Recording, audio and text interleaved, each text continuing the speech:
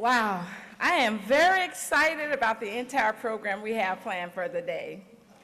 As we were planning, we really wanted to kick it off with someone, not just a stranger to the business of small businesses, but as well as someone who appreciates what it takes really to supply the fuel that ignites the engine in small business development. With that, it is my pleasure to welcome back to the Small Business Conference the Acting Associate Administrator of Government Contracting and Business Development at the Small Business Administration, Mr. John Shoraka. We are anxious to hear all about the great things the SBA has done over the past year and will continue to do in support of small business. Mr. Shoraka's team supports thousands of small businesses every year as they compete for over $500 billion in federal prime contracts and billions more in subcontracts.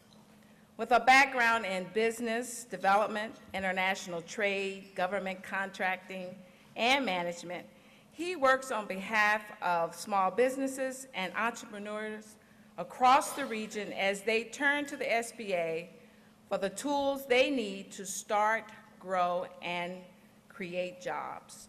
Ladies and gentlemen, please join me in welcoming John Shoraka.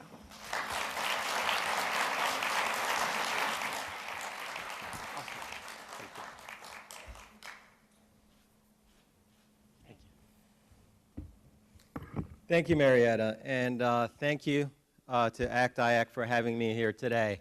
I know it's early, 7:30, 7:45, and I know it's difficult to get up this early, but it's an important, this group is important, small business is important, and I'm delighted to be here and represent the SBA, but also small business, and I'm sorry, I like to walk around, so I'll move around.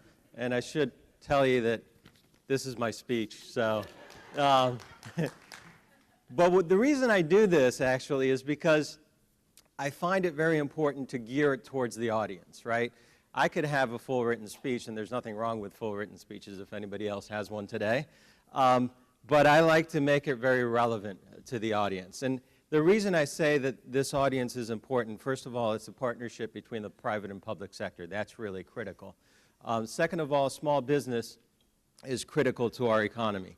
I paraphrase, but the president always says, the history of America's success is written by its entrepreneurs. And you guys, the small businesses, are those entrepreneurs. So it's critical that we support those entrepreneurs, and federal contracting is one way of doing that. So how many small businesses do we have in the audience? Awesome. How many current government contractors do we have in the audience?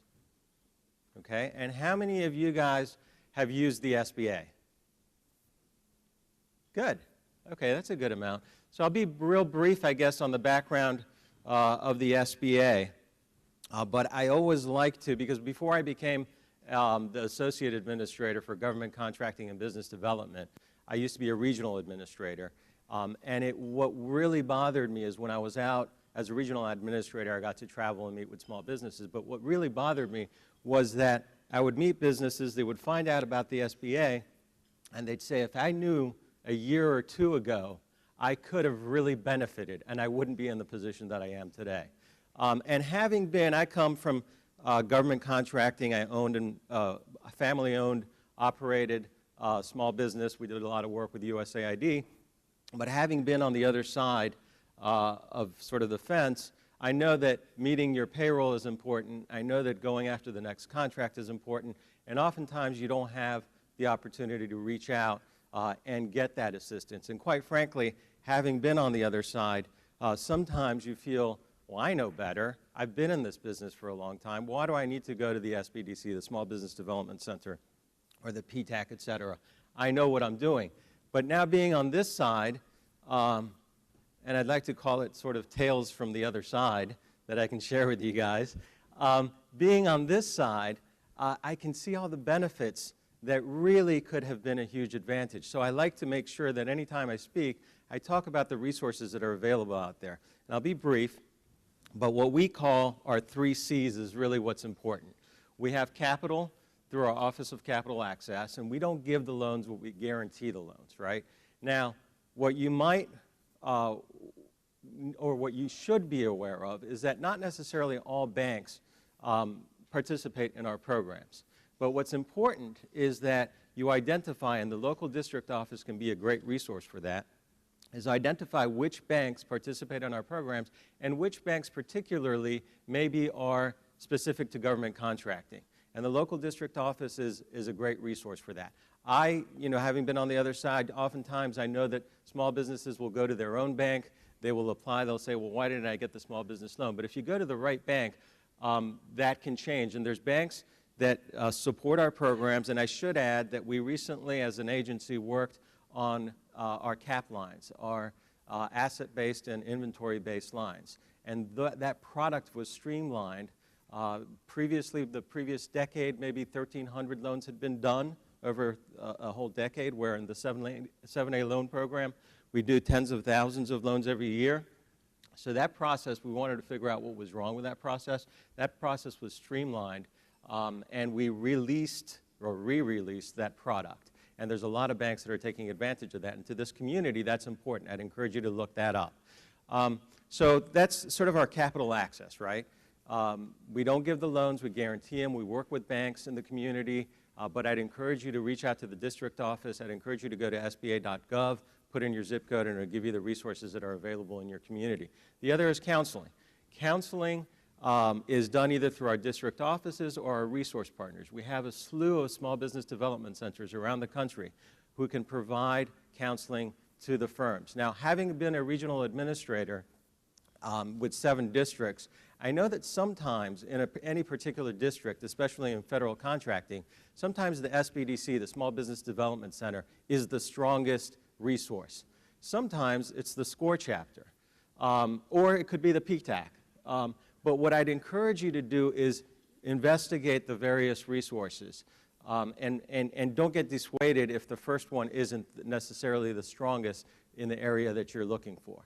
Sometimes the strongest is a Women Business Center, and we fund or co-fund all of these resource partners, and they're available for technical assistance, for resource, for help, usually for free. So I'd encourage you to take advantage of that. And the last piece is government contracting, and that's really my office, government contracting and business development. How many folks out there know what my Office of Government Contracting and Business Development actually does? Wow. Okay. So first, because I like to have questions and I want to leave time for questions, but I think it's important you guys understand what the heck this guy does. So you might want to gear the questions accordingly. I'll explain real briefly what my office does. I'd like to go over sort of the focus of federal procurement and small business procurement in particular from the administration and the White House. And then I want to go over sort of the Small Business Jobs Act and the National Defense Authorization Act, which all have affected small business procurement. So real quick, government contracting and business development. My office is an umbrella over 3 programs: government contracting, or our Office of Government Contracting, our Office of Hub Zone, and our Office of Business Development. Under our government contracting office, we manage the Women-Owned Small Business Program and the Service-Disabled Veteran-Owned Small Business Program. We also work with all the federal agencies to meet the 23% goal. So most of you are aware the federal government has a 23% goal for small business procurement. That equates to somewhere around $90 billion a year, and that's a huge economic engine, right? We know that when small businesses get these contracts, they generally have to hire to ramp up as opposed to large businesses getting these contracts, so it can have a huge economic impact. But what most people don't know is that 23% is federal government-wide. We work with each of the agencies, and we do a very data-driven analysis to determine what that agency buys, what it has bought in the past, and what it's projected to buy in the future. And we sort of look at where is the federal average on each of those North American industry classification codes. So certain agencies like ours has a 67.5% goal. Other agencies who have a much more challenging environment with regards to small business purchasing have a goal as low as 10%. So we work with each of these agencies. Our goal really is to balance these all out to make sure that as a federal government, we achieve our 23% goal. So that's one of the objectives of the Office of Government Contracting. As I mentioned, we work with the Women-Owned Small Business Program and the Service-Disabled Veteran-Owned Small Business Program. The other thing that GC does is we have procurement center representatives across all buying activities. If there's 2 or more small businesses that are out there that can do that job, then it should be going small. So that's GC in a nutshell. We have HubZone. Many of you are aware of the HubZone program. It's a set-aside contracting program. It's place-based and employee-based. So if you are residing in a HubZone, your primary office location is in a HubZone, and at least 35% of your employees reside in a HubZone, you can be certified as a HubZone firm. It's a full sort of front-end certification process as opposed to the woman-owned small business and the service-disabled, where those two are self-certification processes. The HubZone is a full certification process. You apply on our website, you give us some information, we analyze that information, and we certify you into the program. The benefit of being in the program is that the federal government has a 3% goal on HubZone contracts. So there needs to be set-asides for the HubZone program in order for the federal government to meet that goal. Similarly, with the Service-Disabled Veteran-Owned Small Business Program, there's a 3% goal. With a Women-Owned Small Business Program, there's a 5% goal. The last program that we manage is the Business Development Program. The Business Development Program houses our 8A program, and there's a small and disadvantaged business goal of 5% for the federal government. So that's our 5533 that you might hear a lot about. With the Business Development Program, that is our 8A program. Many people think that's a contracting program. That's really a business development program. You're in the program for 9 years. It's socially and economically disadvantaged. The intent of the program is to provide technical assistance and support to that firm over the 9 years with access to set-asides as one tool, but over the 9 years provide support, technical assistance, business development assistance so that firm, when it graduates in 9 years, is capable on being out in the free and open market and bidding and winning contracts. So that's sort of in a nutshell government contracting and business development. Now why is small business procurement sort of such a vital thing, and what has the focus been from the White House? I didn't join the administration until 2 years into the program, or into the first term. And when I got the call to join, I really couldn't say no because I had seen sort of the focus on small business. And besides managing a small business myself, I used to wear another hat. I used to be chair of an association that represented small business government contractors. And I really couldn't say no because the administration had sort of taken small business off the back burner and put it on the front. We had a task force, White House Procurement Task Force, that came out with a lot of recommendations on how to get to the goal. That led to the Small Business Jobs Act of 2010, which had over 19 provisions to level the playing field, and I'll talk about those a little bit. And that also led to a quarterly White House Procurement Group meeting, which is chaired by our administrator and deputy administrators, where senior leadership from all the agencies are brought together and we discuss what is it that how are we going to achieve the 23%, what are the best practices, and what can we be focused on as we move forward to ensure that we as a federal government meet our 23% goal. And I'll talk about sort of what that White House Procurement Group is working on and has worked on, and where we're going and what we're focusing on as we move into the latter part of this year and into next year. So taking a step back, with regards to the Small Business Jobs Act, there was a lot of provisions in there, some of which we could quickly implement, and we did. Others which needed to go through the regulatory process and have moved on as we've been able to get through interagency clearance, as we've been able to go out for public comment, et cetera. Some of the more important things that were in there, first of all, a lot of you know about the size standards, right? We established the North American Industry Classification, or NAICS code size standards. For decades, those size standards had not been updated. What the Small Business Jobs Act required us to do is go back, look at the size standards, update them, and continuously update them moving forward, at least every 5 years. So we've been through the revenue-based size standards. Those have been updated. We're looking at the employee-based size standards, and those will be also updated. Now, it's always a challenge, right? And I know, I hope to get questions around this. It's always a challenge because having been on the other side of the fence, as I mentioned earlier, you'll have a firm that is a $2 million firm, and up till yesterday, they were competing with $7 million firms. If the size standard goes up to 14, now they're competing with $14 million firms. On the opposite side, you have an $8 million firm who, up until yesterday, had to compete with the big firms, with $100 million firms. So now today, they're within the small business size standard. So it's a level, there's two sides of the story, right? And it's sort of, we have to level that. We have economists that look at it. The objective is not to have any predominant a firm considered small, but there's a whole macroeconomic analysis that goes into this. And I should add that all of this goes out for public comment, and the industry, small businesses, large businesses are open to comment on this. And with everything that we put out with regards to rules, there's an opportunity for the community to comment on this. And I would encourage you, because having been on the other side and a chair of an association, I oftentimes would say, I don't have time to comment on that. And by the way, I'm not sure if anybody even is going to look at my comment. But having been on this side now, sort of my tales from the other side, is that we actually have to look at all those comments and take them into consideration. We have to either incorporate them or document why we're not incorporating them. So I'd encourage you to comment on the stuff you don't like, but even on the stuff you like, because someone else on the other side might be commenting on the stuff that you like that they don't like. So getting both sides of the story is important to us, because then we can support the objectives that we're trying to accomplish.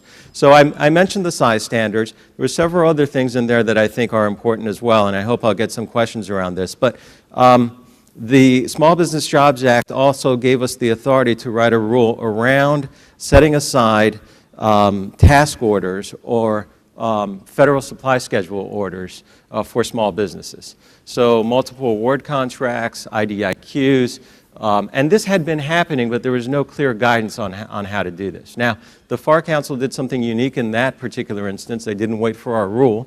They drafted an interim final rule. So currently, contracting officers have the authority to set aside a federal supply schedule on IDIQs on multiple award contracts. And we're in the process of writing the rules that would actually give the sort of the meat and the guidance on the specifics. But what we always say is that you currently, as a contracting officer, have the authority to do that. Some of the other things that were in the Small Business Jobs Act, we've talked about these before.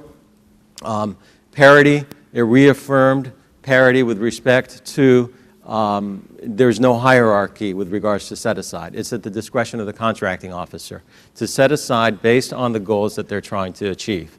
And then comp demo. To me, comp demo was sort of the big business set aside program.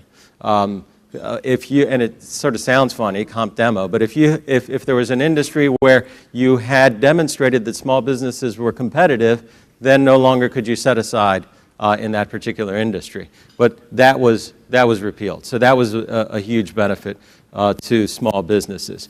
There are other provisions that we're working on. There's the Mentor-Protege program. Many of you are aware of the Mentor-Protege program for the 8A program. The Small Business Jobs Act gave us the authority to expand that out to the other socioeconomic programs. And when I get to NDAA, I'll chime in a little bit about that further. So the Small Business Jobs Act had a lot of provisions to level the playing field. But in addition to that, as I mentioned, the White House had quarterly meetings to talk about sort of the best practices. And what were the things that we were looking at, and what are the things that we're sort of focusing on as we move forward into the latter half of 13 and into 14. There's several areas that we focused on. One is taking advantage of 1331, which was set-asides under multiple award contracts. Now, that's discretionary, but if your agency isn't meeting its goals, what are we doing to make sure that contracts are set aside under the supply schedules, under multiple award contracts to assist the agency in meeting their goals. So you have the authority to do that. If you're not meeting your goals, why aren't we using this tool? That's one focus area. The other is simplified acquisition threshold. Many of you know 3,000 to 150,000. That scope of contract dollars is supposed to go 100% small business. Now we know two things. One, we know that that's not the only area small businesses can be competitive, right? I come from the contracting world. I know small businesses can be competitive in the tens of millions of dollar range. But we know that in this range, it's supposed to go small business. But the other thing we also know is that it can't always go small business. There are licenses to Microsoft software, et cetera, that are going to be in that range that can't go small business. But we know that as a federal government, we should be closer and closer to the 100%. So we've done an analysis of where we are as a federal government, we're somewhere around the 64% mark as a federal government, and we need to be better and better. So we've worked with all the agencies to establish goals on improving year on end, year after year, to achieve better and better scores on that SAT, Simplified Acquisition Threshold performance. The other area that the White House Procurement Group has focused on is senior leadership accountability. We know that we have small business specialists that are great champions. We know sometimes even we have acquisition folks that are great champions of small business, right? Sometimes there's an acquisition person that's really understand the small business community, is bought into small business, and knows the impact that the ingenuity and creativity of a small business can have on an agency. But sometimes when you hop over that fence to the program side, it becomes more difficult. Why? And I get it, because they're anxious to get their mission accomplished. And sometimes the small business goal is not necessarily the first thing they're looking at, right? So keeping the program side of the house accountable in their performance metrics with regards to small business goals was one of the objectives that the White House Procurement Group was working on. And a lot of the agencies were forward-leaning on this. The Department of Defense actually worked this into their senior executive leadership core performance metrics. There's a lot of other agencies, the VA, et cetera, who have also worked this into their performance metrics of their senior leadership. And what we see is that this creates a lot of questions. All of a sudden, the program side is asking, how are we doing with respect to our goals? How do we get to the 23%? By the way, what is our buying activities goal? So this has created a lot of dialogue between the small business specialists and the acquisition folks and the program side, and that's been positive. Will we see an immediate impact of this? It's not going to be overnight, but I think this is going to create the momentum to institutionalize this change. So those are the three. The last thing that sort of was a focus, and many are aware of, was quick pay. Quick pay was getting small prime contractors paid within 15 days, right? So that was a great initiative. I know that helps cash flow for small businesses. It can have a huge impact on cash flow and the need for borrowing. That was expanded, and I know Joe's here, that was expanded to large businesses with the understanding that they would pay their small subs. I know in sequestration there are some issues with regards to the Department of Defense being able to manage that, but that was another initiative to make sure that small businesses had the cash flow to grow and expand. One of the things I wanted to touch on, and as I mentioned, was National Defense Authorization Act, right? So that had a lot of provisions that are going to affect small business. And we are working through some of those. Some of those will have an impact later on. I think some of them can have very significant positive impacts, right? We talked about senior leadership accountability. NDAA actually made it a requirement on the program side. So that's a huge plus, and we're thankful for that. Limitations on subcontracting. Many of you who are small businesses and have a prime contract know that there's limitations on subcontracting. In other words, you can't just take 10% of it and subcontract the rest of it to a large business. However, what this authorizes us to do is write a rule that allows similarly situated companies to account for the limitations on subcontracting. In other words, it allows for teaming between similarly situated companies, and you won't be penalized for subcontracting to those similarly situated companies. Another provision is the extension of the mentor-protege program. So we talked about the Small Business Jobs Act gave us authority to extend it to our socioeconomic categories. This allows us to extend it to all small businesses. So we had been in the process of writing that rule. We pulled it back to incorporate this provision. The first draft of it should be going out sometime this summer for interagency clearance. It's a long process, again, sort of a tales from the other side. The rule-making process, if you haven't been on this side of the fence, is a long process. You have to go through clearance in the building. You have to go through interagency clearance. You have to go through public comment period. Each of these are 90-day at a minimum periods. But it's something that I think will affect the community positively. It'll give an opportunity for all small businesses to find mentors and pursue small business set-asides. Now, it's not just a contracting vehicle for large businesses, right? There's supposed to be a benefit that goes from the mentor to the protege, either technical assistance, management assistance or experience, some sort of financial management capabilities, but it is a huge benefit for all small businesses. And I know I always get questions around this. When is the mentor-protege program coming out for SDVOSB or women-owned small business? This is what we're working on, and it is to be expanded for all small businesses. How is it going to be implemented? This could have a huge impact on implementation, because right now we have a mentor-protege program for 8A firms, right? We have 500 currently, about 500 active mentor-protege plans.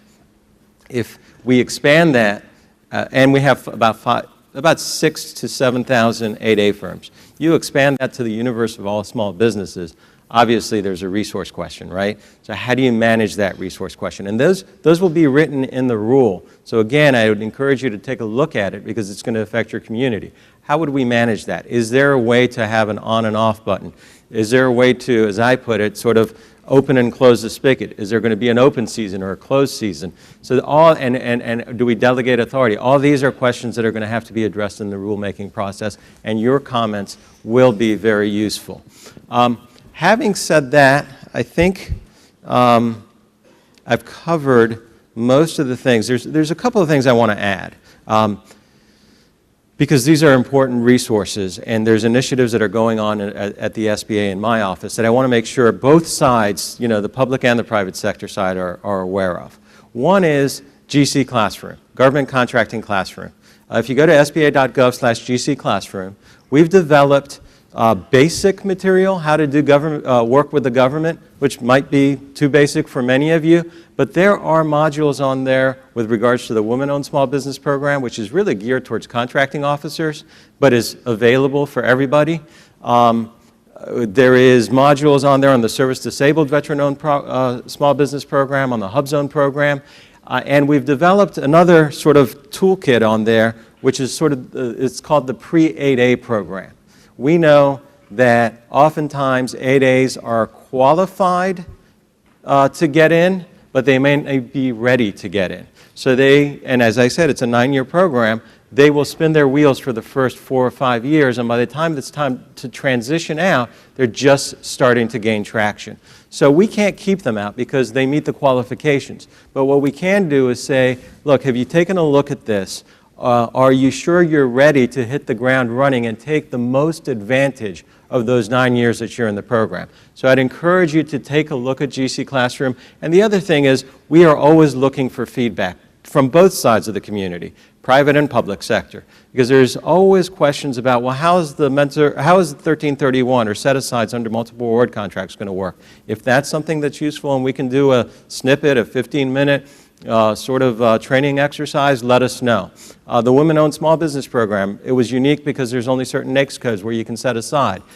We heard that from the contracting community, so we developed a program for that. If there's anything that you think we need to add to GC Classroom that would be helpful to either side of the community, please reach out and let us know. The other thing that I just thought of, which I'm surprised I didn't think of earlier, the NDAA removed the caps on the woman-owned small business program. So there was caps of 4 and 6.5 million, I think, for construction, but those caps were removed. Why is that important? Because now you can set aside contracts for women-owned small businesses just like you could for any of the other programs, and it assists the government to meet its goals in the women-owned small business arena. With those caps, you know, in the set-aside categories, you would have had to do thousands of actions to even get close to meeting those goals. So this sort of helps us in meeting that objective. So that's a great plus. The other thing that I wanted to mention as far as current initiatives, I talked about GC Classroom and the Pre-8A program. We are engaged in a lot of outreach and recruitment for our various programs. Last year, in all of our 68 district offices, we did a hub zone recruitment program. Both the hub zone and the 8A program have declining numbers. The hub zone in particular because it's based on census tracts, and a lot of census tracts were redesignated, and a lot of firms lost their designation as hub zones. So we've had an initiative to go through each of our district offices to identify potential hub zone firms and get them into the program. This year we're doing a little bit differently. We're having it very targeted. We did an analysis of what industries do the federal government buy in, especially where are hub zones utilized most. Where do hub zone areas reside, and what would be our, where could we get the biggest bang for our buck? So we identify 16 district offices across the country where we're doing outreach events. We're bringing in our partners like the Black Chamber, the Hispanic Chamber, the 8A, National 8A Association, et cetera, to make sure that the word is out that we really want to bring in firms into these programs. So we're doing recruitment activities around the country, both around the hub zone and the 8A. With regards to the women-owned small business program, we have a partnership with Women Impacting Public Policy and American Express, and we're doing 5 sort of robust recruitment and awareness outreach events across the country as well. Hopefully those dates and those locations will be posted on our website, but I'd encourage you to look for those, inform people about them. If there's any way we can partner up to make sure that that word gets out, that we leverage our networks, I'd really appreciate that. So having said that, I think I've sort of covered everything that I had. I'll add, do I have enough time? Anybody? Time? Yeah. Go ahead. Okay. So I'll add. I'm sorry. When you don't have a speech, you can tend to drag on. But one thing I just wanted to add. You know, one of the questions I get a lot is what is the focus of the administrator on small business procurement?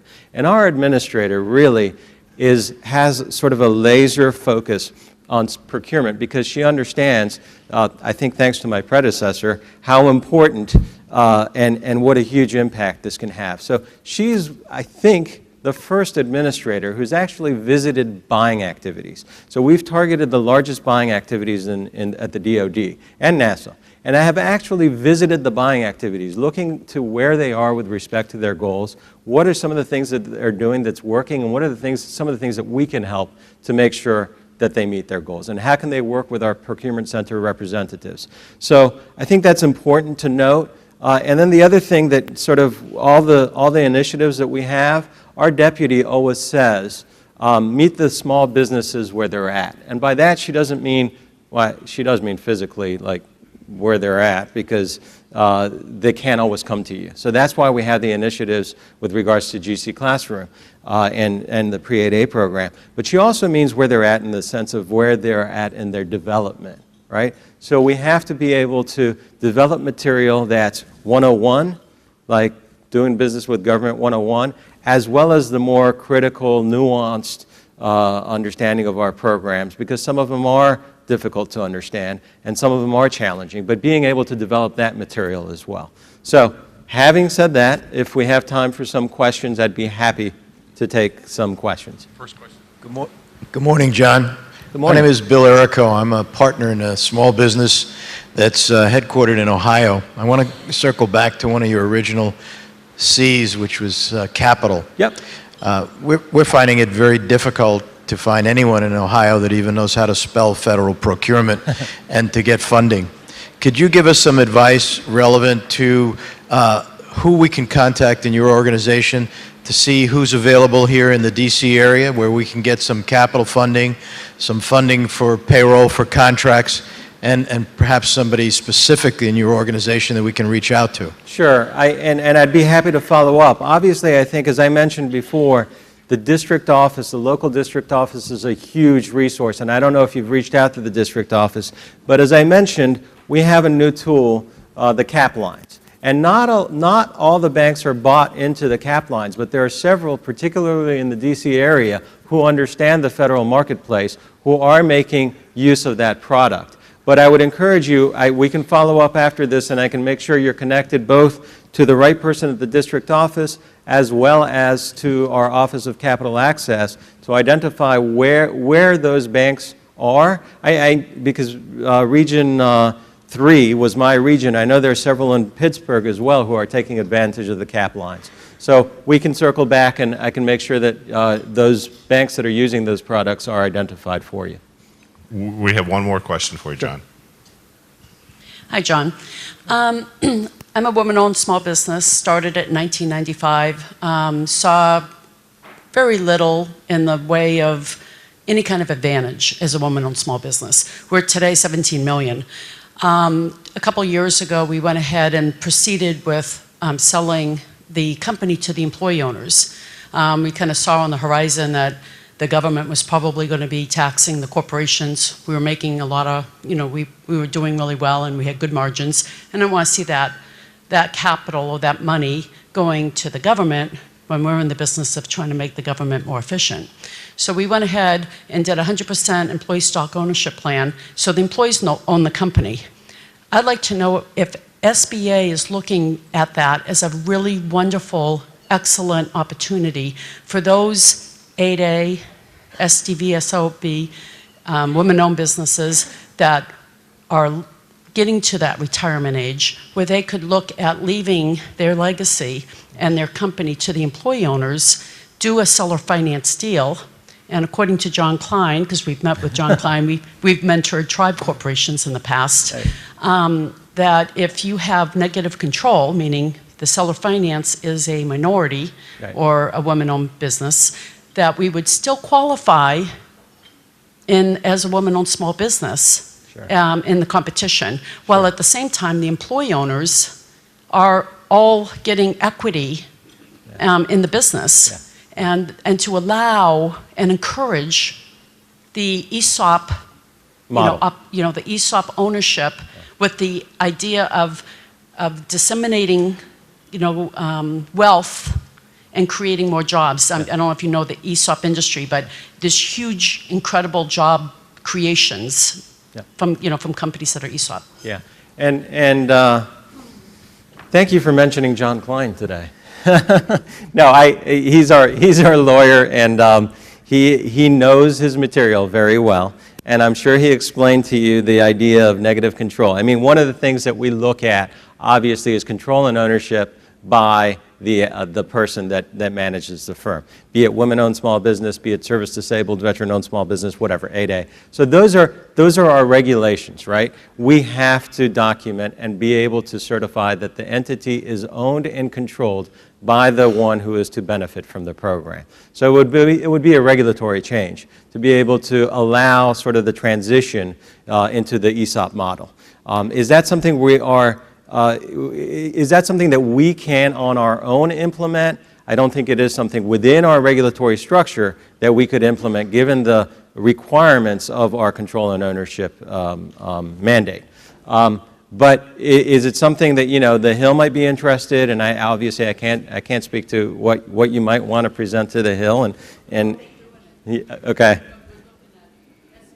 Right, but the question of transition is an important question, because even in the 8A program, you have a transition period. So one of the things that we're focused on when we talk about the pre-8A program, we're also talking about post. And that is something that we're looking at and working with our various partners to see what that post world can look like, and how can we as an agency support that. Because we want to make sure that we have, and I think you pointed to this, sustainability over the long run. and benefit to the economy over the long run. So we want to see the firms that are in our program succeed. So that is one way of doing it, and that's something we can certainly look at. But there's different ways of looking at this as well. I know my time is up, right? Right? Okay. Yes? I wanted to mention, I know Joe Jordan's here, and I know you're going to introduce him. Joe sat in my seat before he went off to become administrator of the Office of Federal Procurement Policy. One thing that I will say is, well, a couple of things I will say, I'm sorry, I won't be very long, is Joe knows his stuff, and that's obviously why he's the administrator of federal procurement policy.